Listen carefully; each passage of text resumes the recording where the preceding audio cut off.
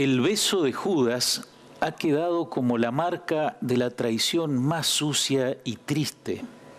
Judas, con un beso me traicionas, le dice Jesús al amigo y discípulo que lo ha vendido por 30 monedas. Sí, ¿por qué con un beso? ¿No alcanzaba con señalar algún rasgo particular de Jesús, como el más alto o el de la capa roja? Posiblemente no. Hay quienes se han detenido en este pasaje del Evangelio para señalar que, al menos visualmente, Jesús no se distinguía del resto de sus discípulos, ni por su estatura, ni por su vestimenta, y no olvidemos que todos usaban barba. Si Jesús no se distinguía físicamente, tampoco lo ayudaban a destacarse su lugar de origen ni su oficio. Cuando a uno de los futuros discípulos le dicen que han encontrado al Mesías y que es Jesús de Nazaret, éste pregunta: ¿acaso de Nazaret puede salir algo bueno? Peor todavía, su propia gente en Nazaret, cuando lo recibe, comienza a murmurar: ¿no es este el carpintero, el hijo de José?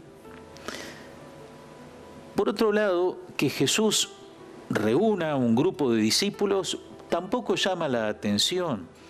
En esos tiempos no era raro que aparecieran maestros y formaran grupos.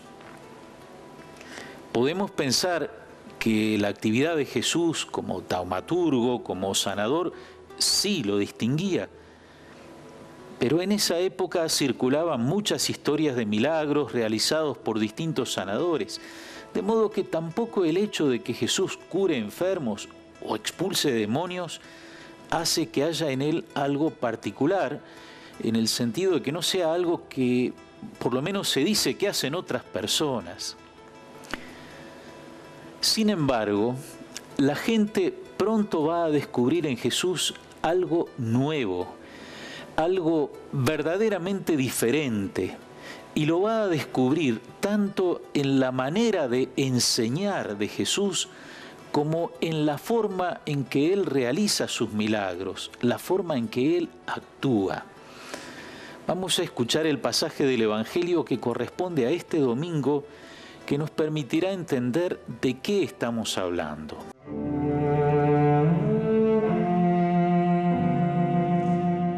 Jesús entró en Cafarnaún y cuando llegó el sábado fue a la sinagoga y comenzó a enseñar. Todos estaban asombrados de su enseñanza porque les enseñaba como quien tiene autoridad y no como los escribas. Había en la sinagoga un hombre poseído de un espíritu impuro que comenzó a gritar: ¿qué quieres de nosotros, Jesús Nazareno? ¿Has venido para acabar con nosotros? Ya sé quién eres, el Santo de Dios. Pero Jesús lo increpó diciendo: cállate y sal de ese hombre. El espíritu impuro lo sacudió violentamente y dando un gran alarido salió de ese hombre. Todos quedaron asombrados y se preguntaban unos a otros: ¿qué es esto? Enseña de una manera nueva, llena de autoridad. Da órdenes a los espíritus impuros y estos le obedecen. Y su fama se extendió rápidamente por todas partes en toda la región de Galilea.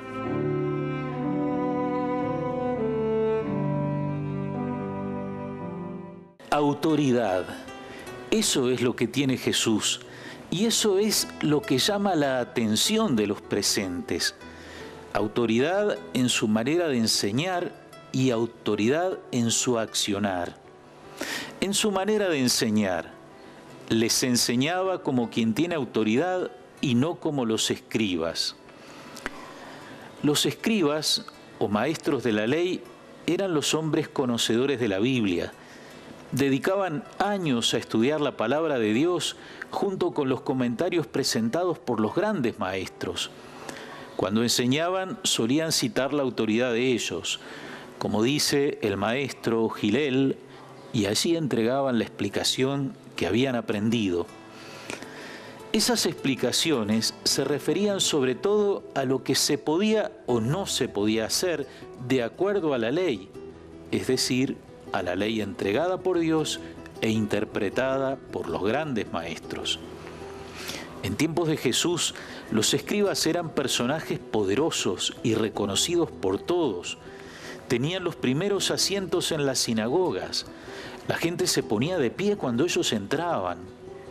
Muchos de ellos eran del movimiento de los fariseos e integraban el Sanedrín, el tribunal que pedirá que Jesús sea condenado a muerte.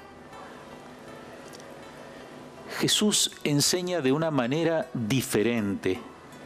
En primer lugar, no cita a ningún maestro. Él es el maestro, enseña con autoridad.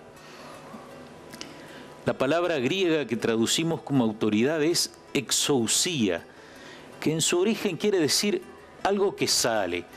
En criollo lo podríamos traducir bien diciendo que a Jesús sus enseñanzas le salen de adentro, son algo de Él, sin olvidar que adentro de Jesús está su profunda relación con el Padre Dios y está la presencia del Espíritu Santo, de modo que esa autoridad también es manifestación del Padre y del Espíritu a través de Jesús. Autoridad es una palabra latina, auctoritas, que viene de auctor, autor. Y aquí también cabe lo que decíamos antes. Jesús tiene autoridad porque es autor de lo que dice. Lo que enseña sale de Él. Pero esa palabra auctoritas es más rica. En su origen más remoto es la fuerza interior de la persona. También significa aumentar, acrecentar. El autor es el que hace crecer. La enseñanza de Jesús no se centra en lo que se puede o lo que no se puede. Muchas veces discutirá por eso con los escribas y los fariseos a propósito de las normas sobre pureza o sobre el respeto del sábado. Los escribas señalan que los discípulos de Jesús comen sin lavarse las manos, con las manos impuras. Se molestan porque Jesús no respeta el sábado, hace curaciones en ese día. Por otra parte, ellos hacen una serie de obras importantes a la vista de todos. Rezan, ayunan, dan limosna. Jesús, al contrario, insiste en que debe haber un cambio en el corazón del hombre. ¿De qué sirve purificar las manos si por dentro estamos podridos? ¿O por qué una mujer que ha sufrido por años una enfermedad agobiante no puede ser liberada un día sábado? Y reclama, citando a los profetas, quiero misericordia, no sacrificios, es decir, un culto que nace del corazón y que no queda solo en una práctica exterior. No basta no matar, hay que desterrar el odio del corazón y llegar a amar al enemigo. No basta con no cometer adulterio, hay que arrancar el deseo mismo del pecado. A aquel hombre que desde joven había vivido de acuerdo a los mandamientos, Jesús lo anima a seguir haciéndolo, pero viendo en él una inquietud más honda, lo llama a seguirlo, a avanzar por ese camino que se abre hacia el Padre, hacia una vida más plena, más profunda. La curación del hombre endemoniado que completa este relato confirma dos cosas. La autoridad que tiene Jesús da órdenes a los espíritus impuros y estos le obedecen. Y que esa autoridad la tiene y la usa para aliviar el sufrimiento, para sanar heridas, para liberar, para perdonar, en definitiva, para dar vida. Yo he venido para que tengan vida y la tengan en abundancia.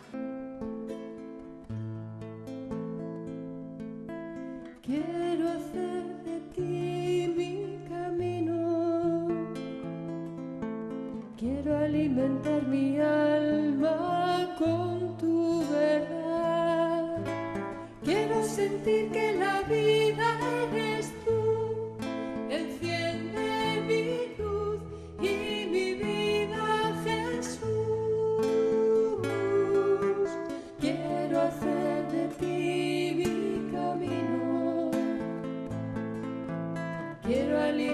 alimentar mi alma con tu verdad. Quiero sentir que la vida eres tú.